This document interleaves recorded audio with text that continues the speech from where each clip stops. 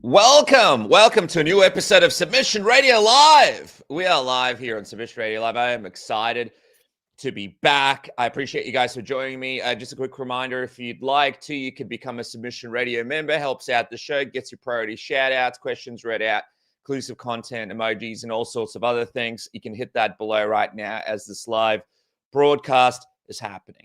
I also want to remind everybody out there that, this is a great time to pop out there and support these next two men joining me here on the program. They are doing incredible work. And I want to introduce them to you now. First up, one of my good friends in the game. You know him from the Errol Hawani show, Boys in the Back. He's one of the best producers out there, one of the nicest guys. The thing about this guy is whoever you talk to, they're always a big fan of New York Crook, Eric Jackman. Thank you so much for joining me here on the program, man. What an introduction, all bullshit. But I thank you for that. And become a Submission Radio member. That's my message to the people. It's a fantastic value. Nobody does content like our boy over here. So please become a member. And thank you for the intro. For $1 a day, Dennis can continue to people. Donate now. This is Dennis. He's a sad, washed-up, middle-aged man. Please donate $1. Hey, another guy killing it in the game. I'm excited to have him here on the program. He came on a few weeks ago. Why not re-up it? I'm excited to have him back. Of course, Sportsnet is where he breaks it all down. We see all the great takes on social media, the great coverage. I love all the disposable camera photos that he takes. Aaron Bronsteter, AB. Welcome to the show. Hey, thanks for having me. I brought some Australian flavor to the show. You recognize that album cover? I think most Australian people will dig it, but I don't know. I guess it's up to you, Dennis. Like, let's see if you do right by us here.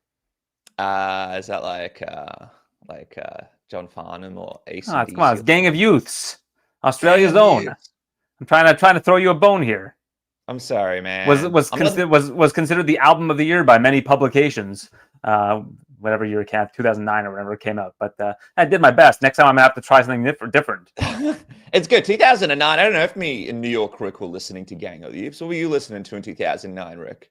Rick doesn't like music. This is another one of his contrarian takes that he has, which is weird because it just means he does not want to experience joy.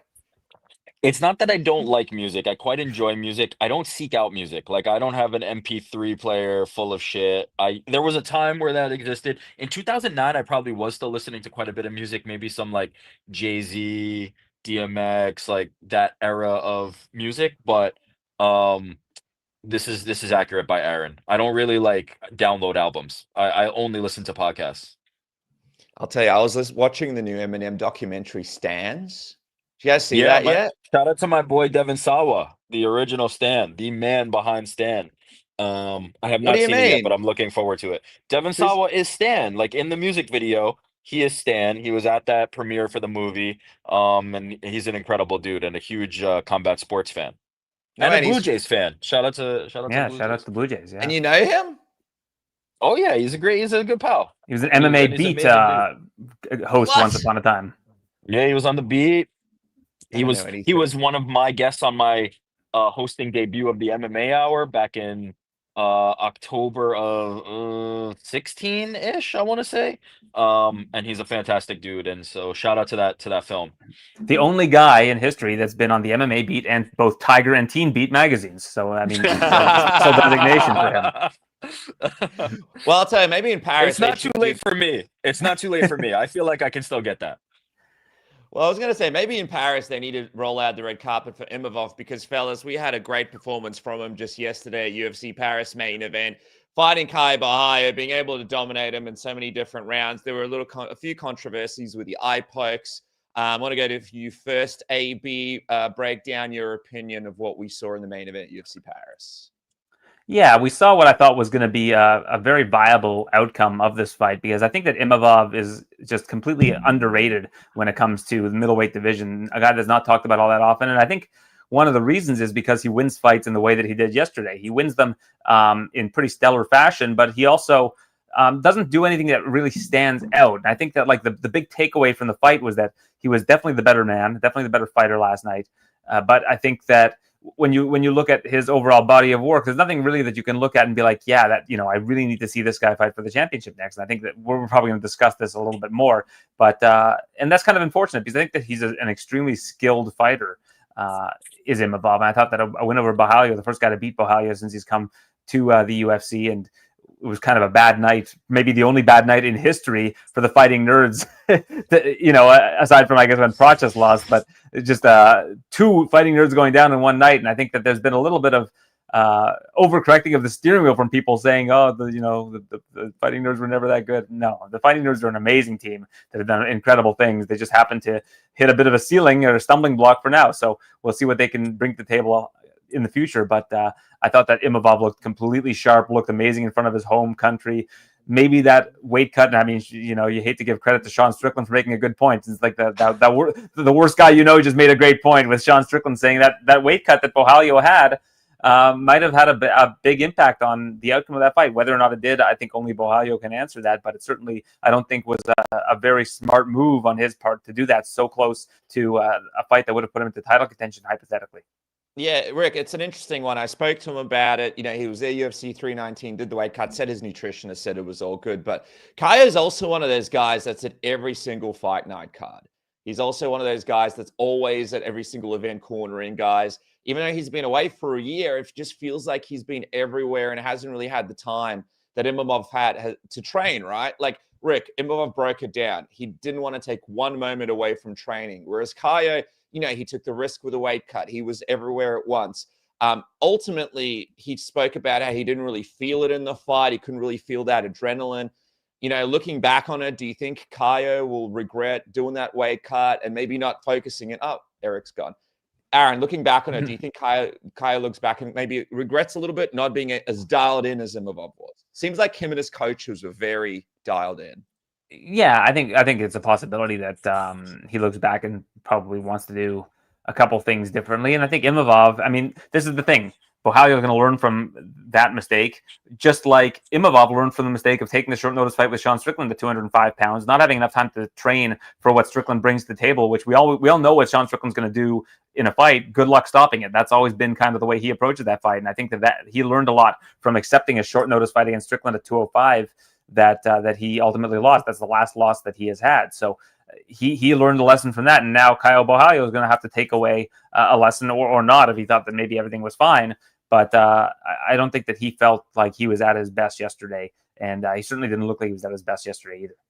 Out of action for a year, Rick.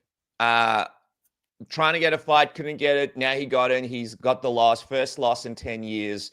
Let's have a look at this right here. Your middleweight rankings right now. Sorry, Aaron. What are we doing next with Caio Bahala, Eric, if it was up to you? There's some names there. Got people like Izzy in there. I don't know if Eric's still there. You there, Eric? Oh, okay. All right, Aaron, just keep asking me questions. We'll keep rolling. What are we doing with Caio next? There's so many good fights. Like, there's the loser of RDR and Fluffy. We've got Dricus Duplessis. We got Israel Adesanya. We've got Sean Strickland, even though they're friends. We've got Robert Whittaker. Yeah, you know, we got so many different options. Eric, I'm just getting Aaron's thoughts on what's next for Caio Bahala. Sorry, I keep getting calls that are for some reason removing me from this thing.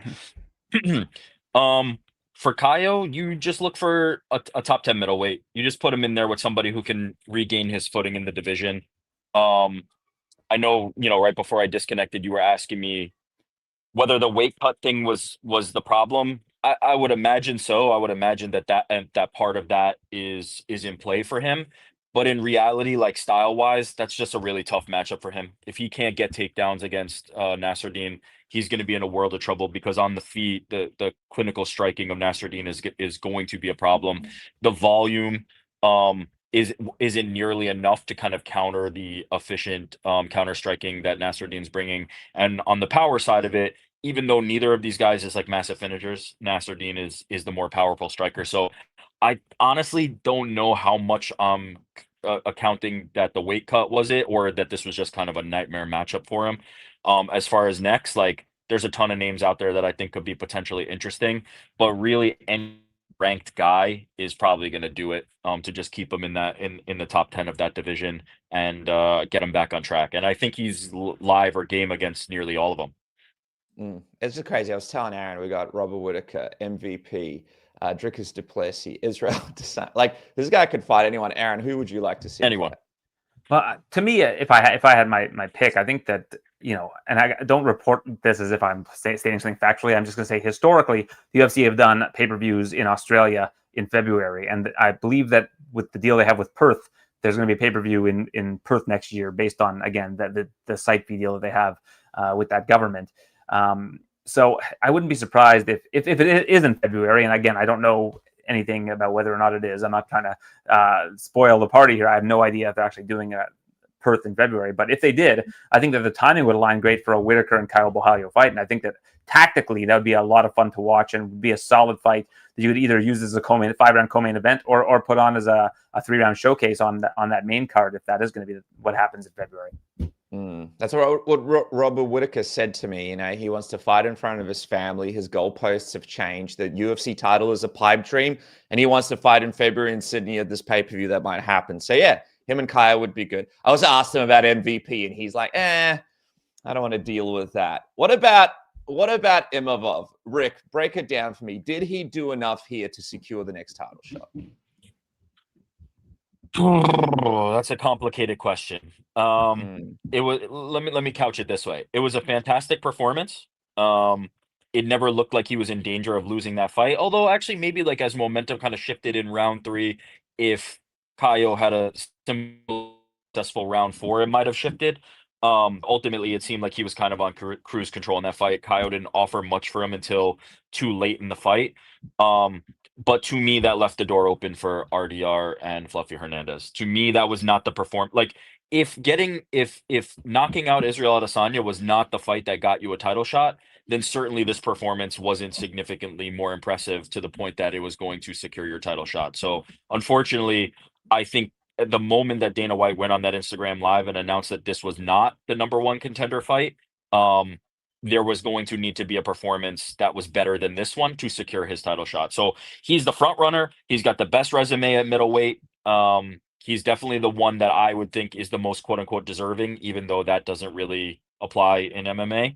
But if you ask me if I think that this definitively stamped it, I do not think it did. And I think that Fluffy Hernandez or RDR is probably going to surpass him and get the title shot if I had to put my money on it right now. Is it a situation, Aaron, where Imavov just sits out, waits for these contenders to play out, and then gets the next crack? Or do you think it's a situation where he still has to fight one more time? Yeah, I mean, I think we kind of have to see how the dominoes fall in Vancouver next month with that main event with RDR against Fluffy before we can really definitively answer these questions, because I think that Imavov is the most deserving challenger today. But at the same time, the odds open for this one, I think it was like minus 500 for Khamzat. So if that's the case, if you see Hernandez do to RDR what he's done to his most recent opponents, where he completely smothers them and makes them quit in the way that he has, I think that Fluffy probably ends up getting the next shot, to be honest, because I think that that's a more intriguing fight for the fans in terms of stylistically against a guy like Khamzat. And I also think that, the way that he imposes his will, the way that he dominates these fighters has been so impressive to watch that the day after, if that's what happens, and I don't know if it is, but if that's what happens, I think that he probably will end up getting the next shot. Again, I don't want to take anything away from Imavov because it seems like he's just perennially disrespected, and he clearly has the skills to do, what he did last night to anyone in the division.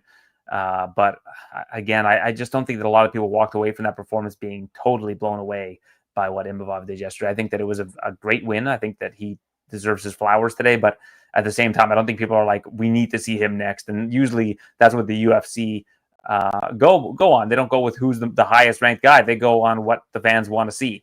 And I would not be surprised if whoever comes out of that next fight in Vancouver ends up garnering the favor of the fans. Yeah, it's we can't. Go on, Greg. I was just going to say, we can't give Imavov a pass here and act like he's a passenger in this scenario. He had every opportunity to stamp his ticket. This was a raucous crowd that had just watched finish after finish after finish after finish. And he went in there and gave a technical performance. Now, granted, you have to win the fights, and I don't fault him nor blame him nor attribute any malice toward him for that.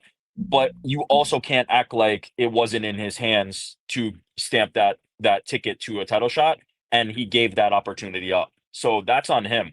And we are looking around the UFC landscape and looking at how title shots are doled out, and you look at somebody like Mavsar, Evloev, or even Lerone Murphy to this point where they continue to be passed over and passed over and passed over.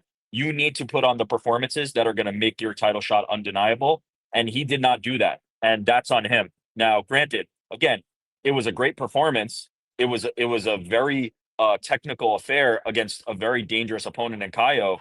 But if we're talking about securing title shots, he did not do what was required of him. There were points in that fight that the crowd was completely silent, and that was a Paris crowd that was ready to erupt at any given moment, and he did not give them a moment to. So if you're looking around and looking for people to blame if he does not get the next title shot, the blame is going to fall most squarely on his shoulders. Mm. We're not really talking about RDR as well. I mean, I feel like RDR is positioned for a title shot too, right? Like, fifth fight in the calendar year, people believe that he might be one of the toughest fights for Khamzat. Experience with Khamzat training, and he's already been speaking about Khamzat a couple of fights ago. He's already positioning himself for the title shot. Plus, the guy's ready to go at the drop of a hat, right? Like, you just tell RDR where he needs to be, and he's going to be there. Eric, in that RDR Fluffy fight, just give me a little taste. Who do you think is actually going to win that fight? Fluffy. I think Fluffy is just undeniable at this point. Like, his relentless pace, his aggression, his level of violence, meanness, just nastiness is nearly impossible for anybody to deal with. The only person I think might be able to deal with it is Khamzat Chimaev, because outside of the last performance, he brings an equal level of that. So I'm going to be expecting Fluffy to win. I think, and granted, I've doubted RDR at every step of the way, so I might, just have to eat crow again, because every single time RDR stepped in there, I thought he was going to lose. Every single time in his UFC performances, I picked the other guy. This might be another example where I'm proven wrong, and he's proven to be the upset special. But again, I'm going with his opponent. Again, I think Fluffy Hernandez is going to be too relentless, too ruthless when they step in there. But I don't think you can go wrong with either guy. I think they bring something special that Imavov and even Caio didn't necessarily to that matchup. This kind of like unpredictability, this kind of finishing capability that I think is going to put them over the top to getting that title shot. But I'm leaning Fluffy at the moment. AB, you agree? Yeah, I do, but I basically echo everything that Rick said. Like, I've also been something of an RDR doubter, and he's blown me away with how good he's been in the UFC. And I think that, I'm looking at some of the comments from people saying, what about RDR? And I think they're right. What about RDR? Like, if RDR beats Fluffy, I'm the guy driving the Fluffy bandwagon, man. Like, I will give all the respect in the world to RDR. And I think that he would probably get the next shot if he's able to beat a guy like Fluffy, who has that kind of momentum right now. So I think it's a great place to be in the middleweight division. You had me on after the Fluffy's win over Robert Whittaker, and I said this, and I still think it holds true, that this is the deepest that the top of the middleweight division has ever been, and the most competitive it's ever been. I still think that Khamzat has a great chance to separate himself from the pack and be a great champion in this division. But I love seeing all of these new contenders enter the fray at middleweight, because we haven't had this many contenders in this division in a long time. Yeah, I just hope Khamzat comes back and we get him, a bit more frequently next year. That would be good to go through some of these competitors. Hey, let's quickly look at these comments from Din Thomas, and this is an MMA fighting graphic talking about Ruffi, wondering if maybe we overrated him a little bit after that BSD performance. Maybe he's not as good as we thought he was. He's still got some work to do, but tonight he did not show up, and he did not look like he wanted to be out there. New York Rick, fair criticism from Din Thomas from what we saw against him against BSD at UFC Paris? Or are people just not realizing maybe this is the return of the BSD that we remembered a few fights ago? It's funny that you say maybe this is the return of the BSD, because you could put these comments on BSD 2-3 fights ago and it'd look exactly the same. Like, he wasn't as good as we thought. It was this guy exposed. I just think this is the fight game. It was a bad style matchup from jump. If you're capping this fight, if you're breaking down this fight, grappling is the way that BSD wins it, and he's probably miles ahead in that department. The question was going to be, can he get it to the ground? Can he kind of make Ruffi like react and struggle at the moments that it's on the feet enough to get him to the ground? And the answer was clearly yes. But like BSD by submission what seemed like a very viable and obvious path to me for victory. So I don't think that this is necessarily like exposing a giant hole that we didn't know was there. He faced a better grappler, a significantly better grappler, whose most of his finishes come by submission, and he was able to execute that. I think against the right opponents, Ruffi has the opportunity to look every bit as good as he's looked in his last couple of performances.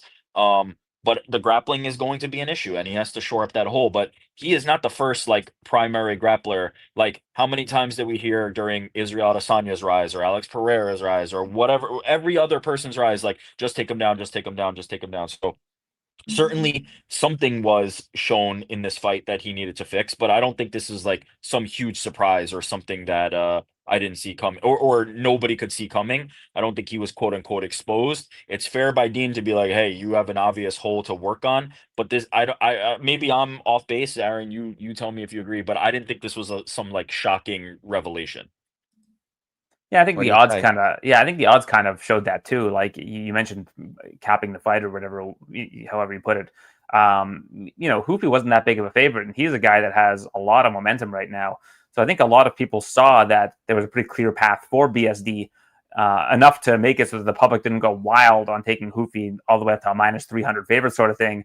And I think that BSD kind of proved them right. At the same time, I do think that at 29 years of age, Ruffi has a lot of time to improve and clean up a lot of his game. I think that he's an extremely dangerous striker, and I think that BSD's strategy was perfect for it. And I, you know what? I also think that BSD learned a lot from his UFC debut against Eliseo Zaleski dos Santos because of the similar kind of movement and trying to get as much space as possible. I think that from that fight and how badly that fight went for him in his UFC debut, that he picked up a lot of different tricks on how to pressure fighters like, I guess, Zaleski dos Santos and now Ruffi, because it clearly showed a lot of improvement yesterday in how he was able to make sure that there was just not a lot of space for Ruffi to operate. And Ruffi landed some like that great knee up the middle before really the fight-ending sequence where he hit Benoit with it. And I think a lot of people kind of overlook the durability of Benoit Saint-Denis, which has been kind of his calling card, is that he's somebody who can take a lot of damage and continue to push forward. So I think that we saw that on display last night, and I think it's a great win for BSD to get back into that mix. And for Ruffi, I think it's going to be a great, valuable learning experience for him and Caio Bahala and the Fighting Nerds as a whole. And they're going to have to really do everything that they can to put that behind them, and then be in the corner of Gian Silva this coming weekend, because the Fighting Nerds, I guess 3 of their 4 stars are basically going to have to be in action in about a 7-day span. So I think that Gian Silva needs to forget about it as well and put it all in the past and do the best that he can do against a guy like Diego Lopes. Damn, it's a hard matchup for Gian Silva, right, Rick? Like, Lopes is coming back after that close fight with Alex Volkanovski. He's probably going to be like super fired up for this one. And yeah, what are you expecting from that Diego Lopes? Gian Silva, Diego Lopes fight, Rick? I think Gian Silva is going to show he's a class above on the feet, and if Diego Lopes does not go for takedowns in the way that BSD kind of did against Ruffi, I think it's going to be a tough night for Diego Lopes, because I think the world of Gian Silva. I think the world of his pressure and his striking, and I don't feel as similarly about Diego when he's able to kind of plant his feet and throw. Certainly, he has power, but the technique is completely different in terms of the gap there. And so I think he'd be very smart to come in with a grappling heavy game plan, and one I think he's extremely capable of. We know how good a grappler he can be. We saw him in there with Mavsar. We've seen him in the past execute, like find opportunities with his grappling. I think it would be smart for him to do that, and then it's going to get interesting because we'll see what Gian Silva's takedown defense looks like. Obviously, Bryce Mitchell wasn't able to kind of push him in that regard. I'm interested to see if Diego can. If Diego stands and strikes with him, which has kind of been Diego's MO in the last couple, I think Gian Silva is going to be a class above. Aaron, I see people saying if Gian Silva gets through here, this guy could be a real problem for Volk. Do you agree? Like, is this the big kind of test for us to see where he's at? And could he potentially be the guy that really challenges Alex Volkanovski here? I think Lerone Murphy is going to be the guy that really challenges Alex Really? Volkanovski. And that You when think that fight happens, he's bringing the heat? yeah, then we can see who Silva is going to be challenging. Because not to take anything away from Volk, but I think that Lerone Murphy is a very tricky matchup for him. Might even be a trickier matchup than Silva. So let's see how that plays out before we start anointing Gian Silva the next one. Wow. Okay. Quickly, I saw Rick was nodding along, so my contrarian views are clearly aligned with his. Rick, you agree with these crazy takes from this wild man? I like that take. I think Lerone Murphy is a tricky problem to solve, and I think he's extremely underrated. I think, during this run, people have kind of put him in a category that I didn't necessarily believe he belonged. I didn't think any of his fights were boring. I thought maybe just because it was going to decision doesn't necessarily say somebody's boring. I kind of feel the same way about Mawsar, if I'm being completely honest. But I do think he's a tricky puzzle. I think he's a little bit like Jean Silva is a little more obvious, right? The way that you beat him or the thing that you have to combat is a little more obvious, whereas Lerone Murphy is kind of great everywhere. He can be caught, which is what we've seen, and maybe there's an opportunity for Volk, but he's so well-rounded. He's such a good fighter. I do agree that maybe he might be the toughest matchup, so I think Aaron's onto something with that one. Well, you know what the thing as well is, like, age is just a thing you can't really, what can you do? And Alex Volkanovski has had his losses, he's getting older, and he's fighting these guys in the absolute prime, right? Like, he's fighting like absolute killers, and this is like Topuria. He went up to lightweight. He's looking at potentially fighting maybe like Justin Gaethje or Paddy Pimblett. Alex Volkanovski, he's back at featherweight, and he might have to fight Mosa, Silva, Murph. You know what I mean? Like, he's fighting the next crop of up-and-coming killers. So it's definitely tough being the featherweight champ right now. They'll clip this out and put this in the next Old Man Volk commercial. They can just use this. Dude, he's in Street Fighter. They're over in Sydney right now. That's right. Downtown.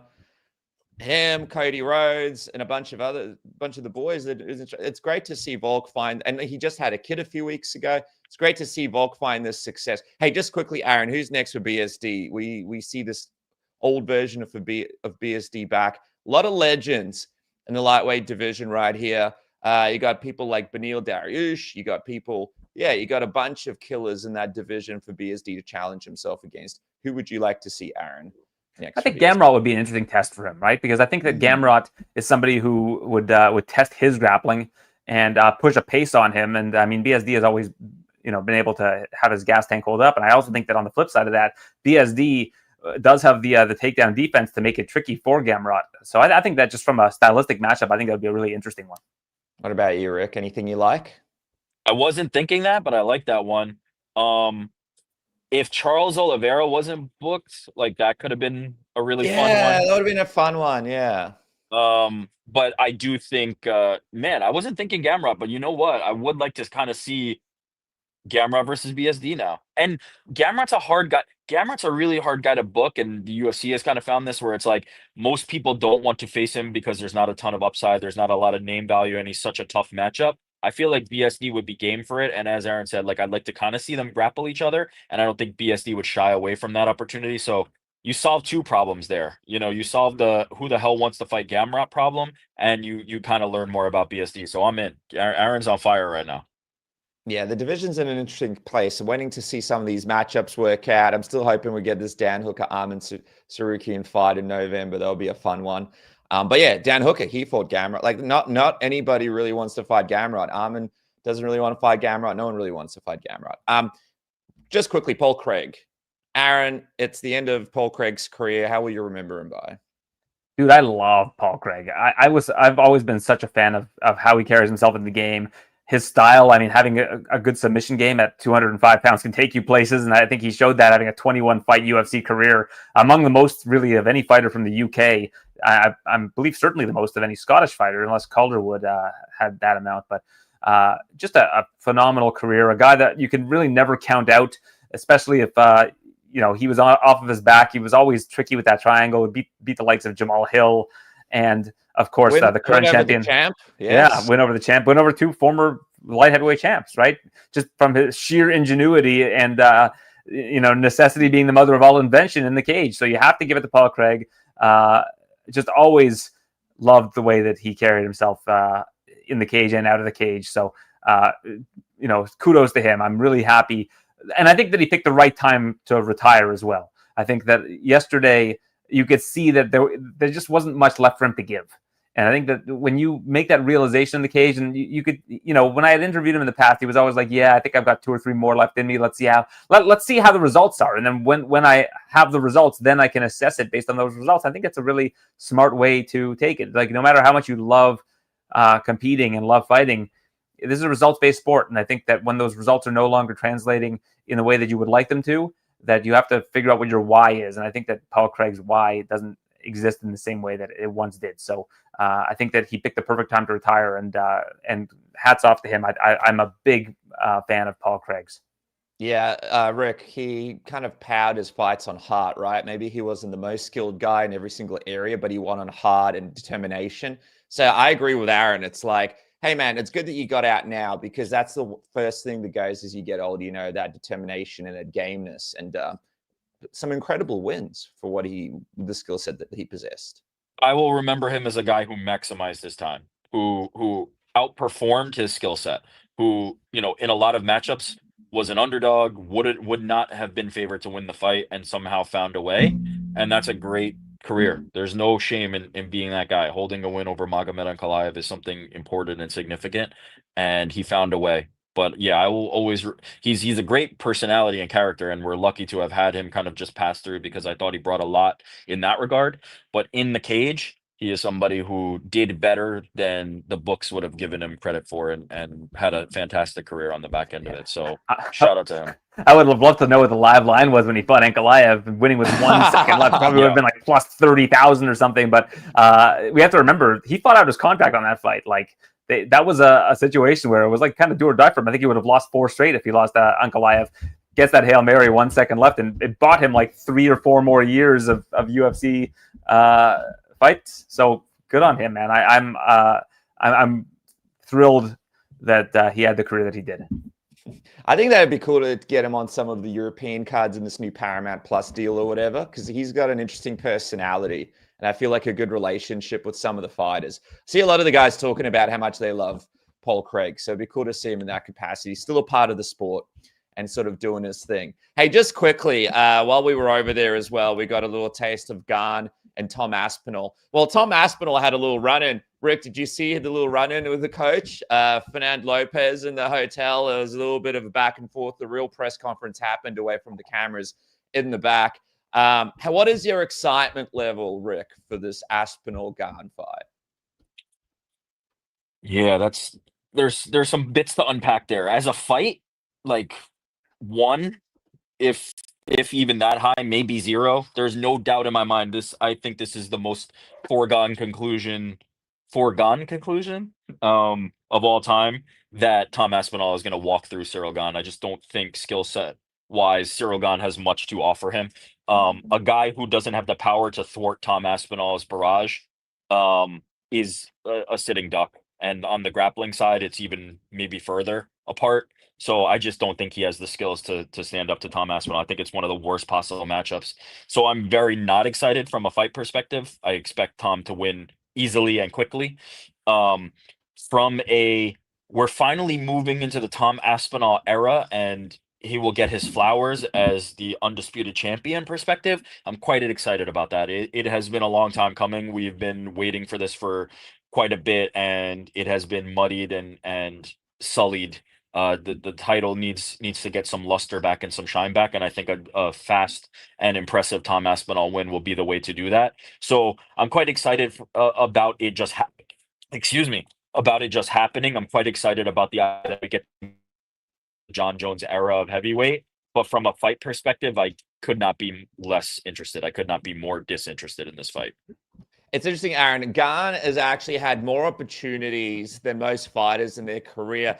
We've obviously seen him get the belt. We've seen him fight Francis Ngannou. We've seen him fight John Jones. And some might say, this is a guy that's kind of, in the words of Suits, maybe shat the bed a couple of times. Now he gets another crack, and now it's against Tom Aspinall. It's actually insane, the kind of career that this guy is having. It's unbelievable.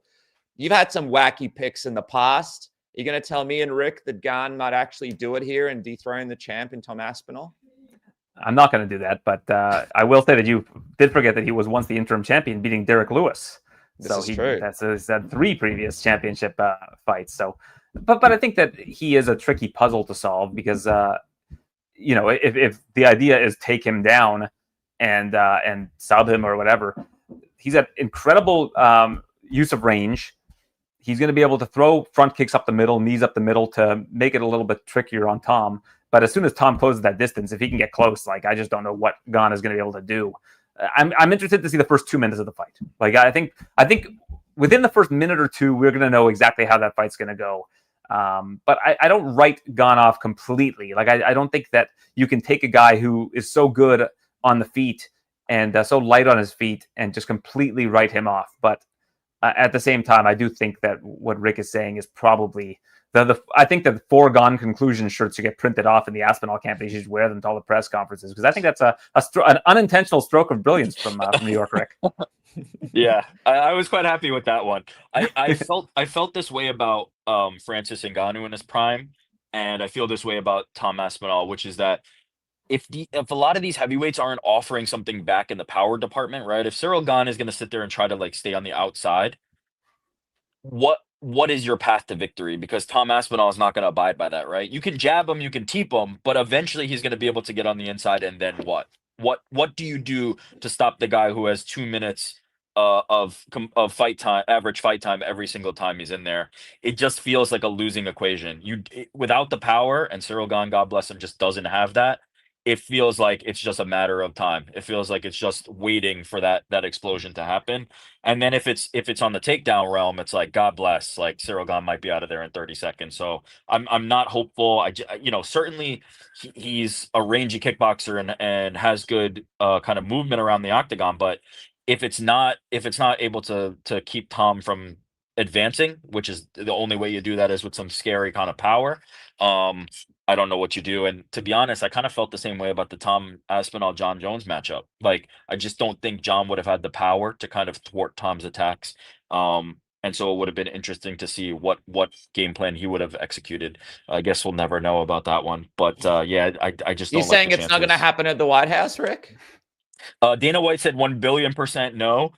The Kayla Harrison visit actually made me kind of think maybe John Jones does find himself on that card. I just can't see this celebration to the 250th birthday of America not featuring more of the most prominent American athletes on it. It feels like that would be a missed opportunity. It feels like this thing is being built around it. The fact that Kayla was meeting with Trump and Dana White about it makes me think that Kayla is great, but then if it's Kayla, Michael Chandler, and maybe one other, I don't know if that does it. All of a sudden, maybe that bat phone gets called and John Jones gets the call. So Dana White's been known to have incorrect percentages before, with the 100% done John Jones and Tom Aspinall fight that he was talking about for the longest time. So maybe his 1,000,000% for John Jones not fighting on that card is incorrect as well. I feel like this White House card might not actually be as packed as what people think, right? Kayla Harrison, she's the perfect person on there, an American hero. And maybe they're going to it more for a political kind of we just want nice heroes on this card. Cejudo, get him on the card.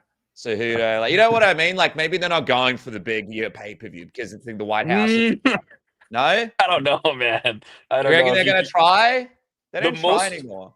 The most watched MMA card in history, you kind of just take your foot off the gas on the. But will it be most watched regardless? And then do you need just people that won't offend Harry? I don't know. But then I don't know. AB, what do you? It will be most watched regardless. But my point is, you kind of want to put your biggest names on that, then, right? If it is the most watched, it's not. This is not pay-per-view anymore, right? The hay is not in the barn in terms of that. So the pay-per-view, it used to be okay, we're probably going to do good enough on the strength of the 300 name alone. We don't necessarily need to do XYZ thing, right? You can kind of do the mental gymnastics to get there.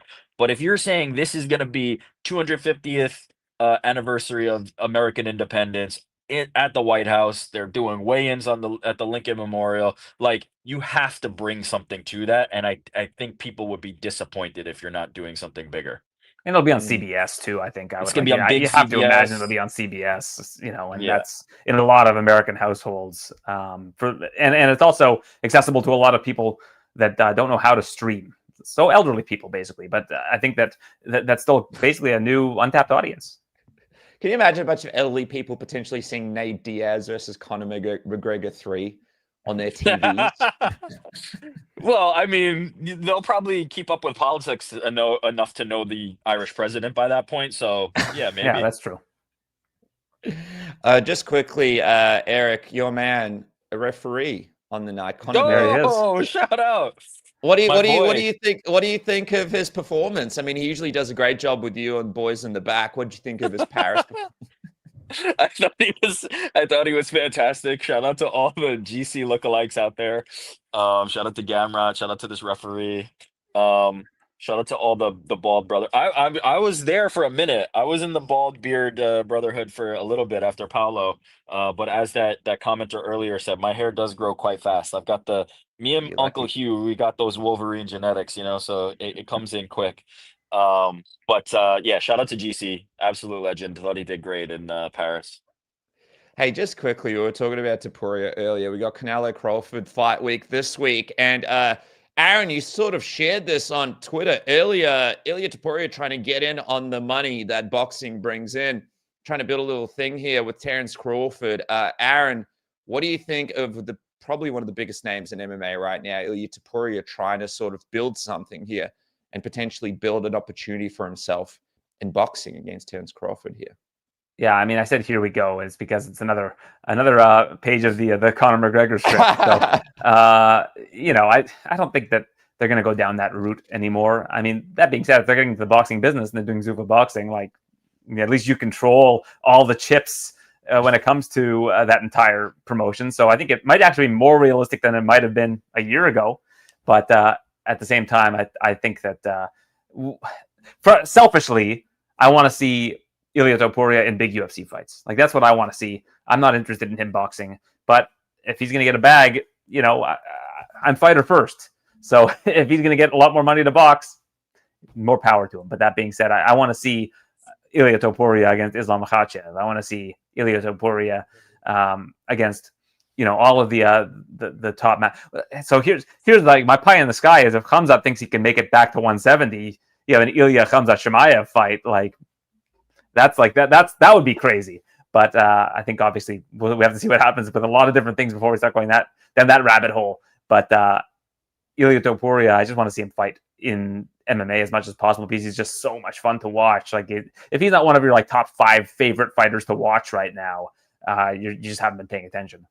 I got roasted when I mentioned that idea. They're like, Ilya Topuria versus Khamzat, they're way too different in sizes, but it's a huge fight. There's also Ilya Topuria, obviously Islam, Khamzat versus Islam as well. Rick, do you think we see Topuria get the opportunity to do the big crossover boxing match?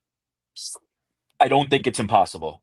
I think we're in the same, I know the Conor McGregor comparison is the one because he continues to knock these things off and do what Conor did, and now he's got his second belt. Unfortunately, he didn't get the opportunity to hold the 2 belts simultaneously, but now he has his second belt. The one that Conor couldn't do, the only one that Conor couldn't do was get it done against Floyd Mayweather. So an all-time pound for pound great in the kind of latter part of his prime, not the quite the twilight, not quite all the way out, but the latter part of his prime. And I feel like Terence Crawford is probably not as close to that as maybe Canelo is. Canelo might be kind of on the real latter end of that prime if we're looking at the last couple of performances. But there's only one way to separate yourself from Conor McGregor, and that's to do what Conor could not do. And that would be something special if Ilya Topuria could do that. Do I think he has any chance in hell of doing it? No. Did I think Conor McGregor had any chance in hell against Floyd Mayweather? No. But it would be an attempt that I think would be valuable to both the UFC and Terence Crawford and whoever gets to be the promoter for that event. I think it would be extremely valuable. So I don't think it's impossible. But like Aaron, it's not the thing I want. I don't particularly crave it. I would much rather see Ilya Topuria against MMA competition because I think that's ultimately where Conor McGregor went all wrong, right? I think that's ultimately where we lost the best version of Conor McGregor was once that Mayweather fight happened and that payday happened, we kind of lost him. That was the end of the best version of Conor McGregor. So I don't want to see Ilya Topuria go down that path while I still think he has many, many, many great fights ahead of him. But I don't think it's impossible. It feels more realistic now than it ever did before. So I don't think it's impossible. He can do another thing that Conor McGregor never did and try to become a 3-division champion, which I would much prefer to see. Yeah. Yeah. Well, if you're If Terence he truly Crawford, wants that Islam matchup, Islam might be the champ at 170 at some point in the near future, and then he could really take that opportunity.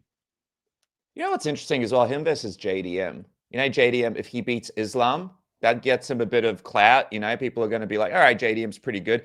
Matchup wise, those two guys, very interesting fight. JDM and Islam. I mean, He's so JDM and Ilya. small, though. He is so small, and I know maybe like I kind of was beating that drum heading into the Charles Oliveira fight, but he is just not going to look reasonably sized against a 170 pounder like JDM, and quite frankly, I thought Islam Makhachev as well. So I'm look, he has proven to be David that always slays Goliath. He has proven to be the man who does the impossible in the way that Conor McGregor kind of captured imaginations doing it before. But I do think 170 is maybe a bridge too far for a guy of Ilya Topuria's size.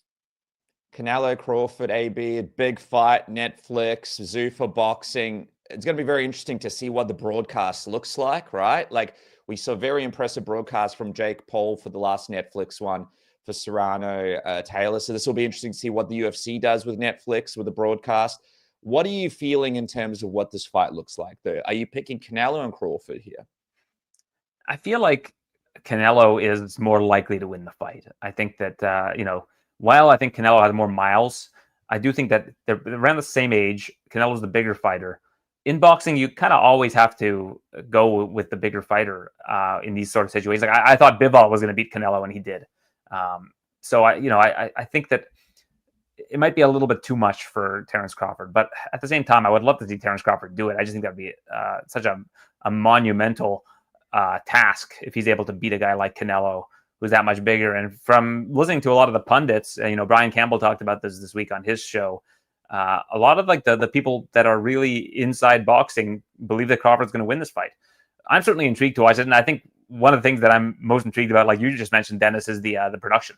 I think we're going to see it. I feel like it's going to have the look and feel of a UFC event. And I remember watching that press conference and it having kind of the same feel of a UFC press conference. It's kind of cool to see as somebody, that's weird. Like honestly, somebody who has been watching the sport for like 2 decades, and I'm sure that Rick, you can relate to this. Like reading that Wall Street Journal article that came out this week about all the ins and outs of the White House card, seeing them do the production for Canelo and Crawford. It's pretty cool to see, really, because of where the sport was 20 years ago and where it is now. It's like we've never really seen a phenomenon like this where the amount of growth is just so exponential so soon.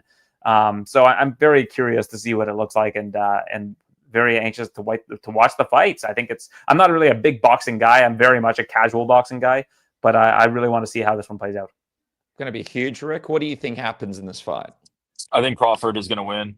I'm fairly confident in that at this point, after having seen them face off and the size kind of being negligible, because Canelo's never been a big fighter at that weight class. So I'm fairly certain that Terence Crawford is going to win. Just the hungrier lion, and I dare say I don't think there's a hungrier lion out there than Terence Crawford. This dude's competitive nature, I've never seen anything like it.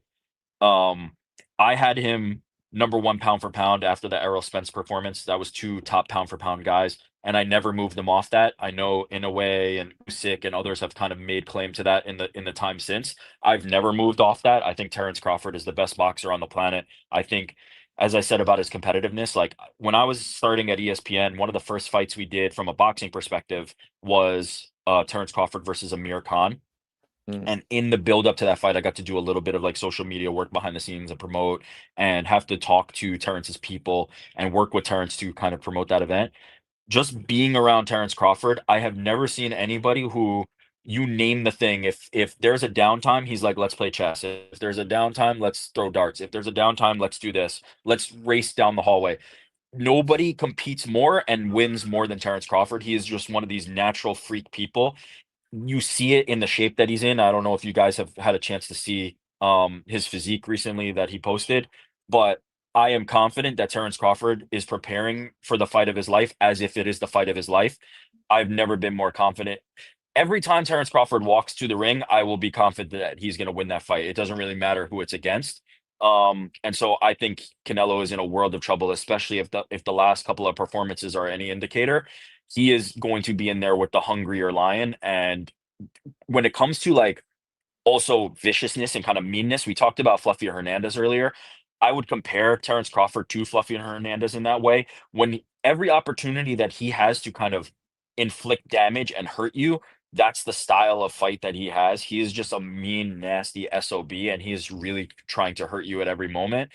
I'm a huge fan of Terrence Crawford. I may be biased. I may be silly for thinking this because Canelo is obviously the more decorated and accomplished fighter, and I think deserves a ton of respect for carrying the era kind of post Pacquiao and Mayweather. He kind of became the face of boxing at that point. Maybe with some little credit due to like Tyson Fury and others, but he became the face of boxing and has carried that mantle for a long time. I think it is now finally Terrence Crawford's mantle to carry, and I think he will take that crown from Canelo on Saturday. And I'm fairly confident in it. Terrence Crawford is a one of one when it comes to competitiveness and athleticism.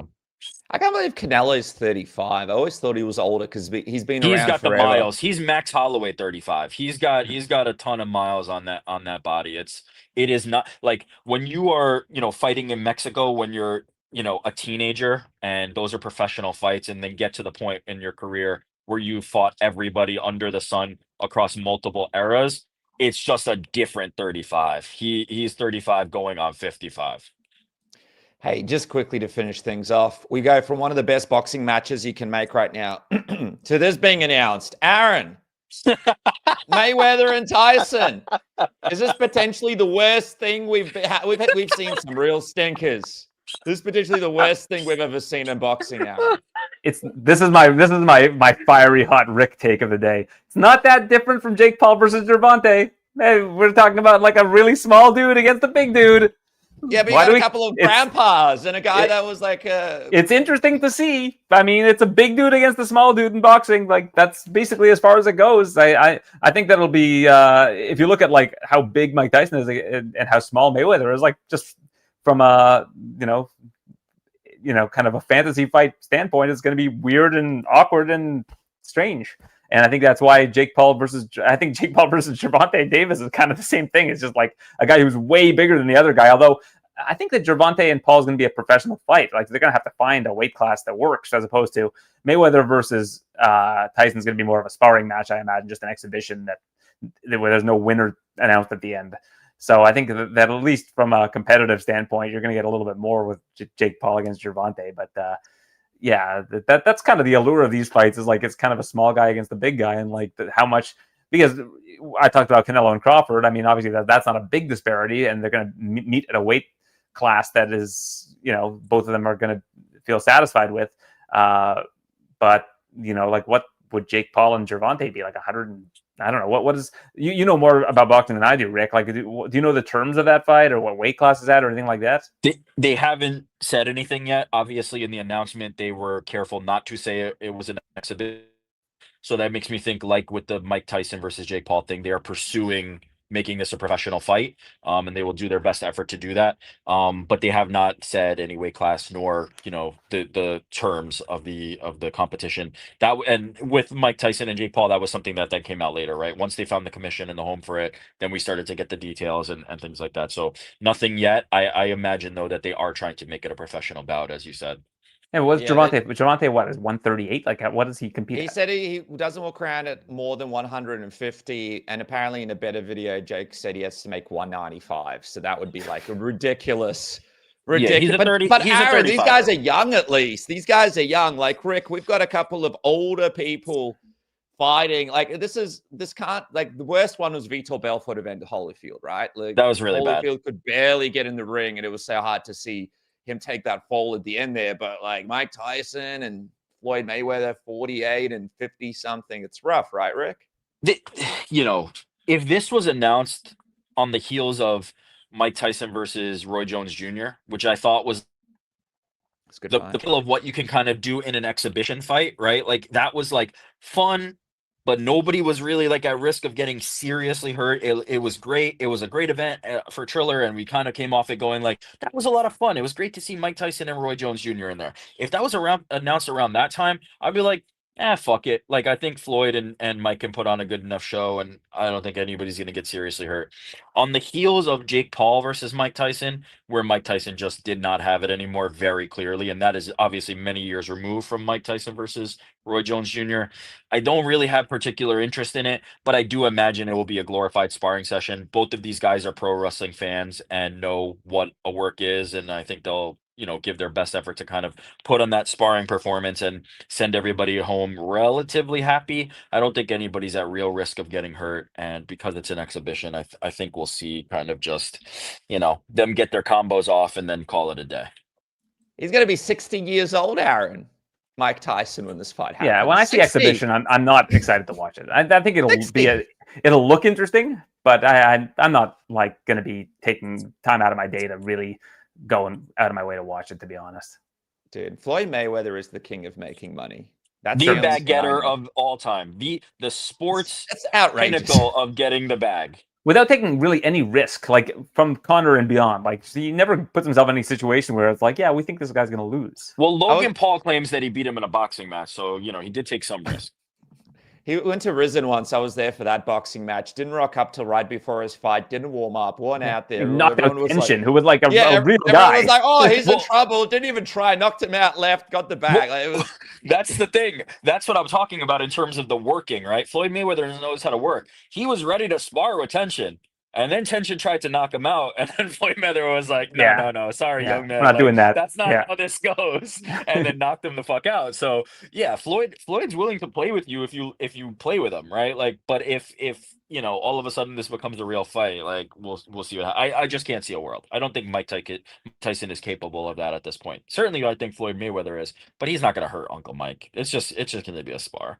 Yeah, they're friends. All right, so big week in combat sports. Got Canelo, Crawford. We've got the Lopes, Silva fight. Aaron, what's coming up for you, man? What can we look out for? Well, I'll be in Vegas for the next UFC pay-per-view, which is Pereira versus Ankalaev, or I guess Ankalaev versus Pereira to give the champion his love. So that's where I'm going to be in terms of my travels next. I'm looking forward to that one. That should be a fun card. And then from there, Vancouver, MSG, and then probably Vegas at the end of the year in terms of on location coverage. So that's what I'm looking forward to. Awesome. And Rick, good big boys in the back this week. Got some big things happening in the way. Obviously, Ariel Helwani is going to have some big interviews too. Yeah, we'll be reacting to everything from Paris tomorrow and have some fun in studio guests as well. So tune in on the Ariel Helwani YouTube channel for that tomorrow. Then Thursday, we'll probably do a big preview of Canelo Crawford and the UFC event as well. And then Saturday we'll do a watch party for Canelo Crawford as well. So cool. Hang out with me and Connor while we'll watch Canelo Crawford. Probably not the whole main card. Maybe like we'll start with like 3 fights left to go because those boxing cards can kind of drag a little bit. But the last Netflix one was quite fun. So Taylor and Serrano was quite fun, and so was Tyson versus Jake Paul. So we'll be there with you guys on Saturday. And subscribe to Submission Radio. If Uncle Dane is producing, it's not going to drag. The fighters aren't going to get 3 walkout songs like the preview walkout song. And I was going to say my favorite thing about the Serrano fight was New York Rick and Connor in the crowd just going wild in New York as the fight was happening. They kept cutting to you guys. I swear they knew you guys were there. They knew where the money shot was. Yeah, we are officially members of the Netflix team now. On the back of that, so we're invested in this. But it's a fair point about Dana White being involved and maybe it not dragging. So hopefully we'll get that King Callum Walsh fight and then right on to Canelo versus Crawford. That's it. All right, guys, that is it for me here on Submission Radio. Some more interviews this week. Of course, follow the boys here, and we appreciate you joining me here on Submission Radio. Big week of fights. Let's see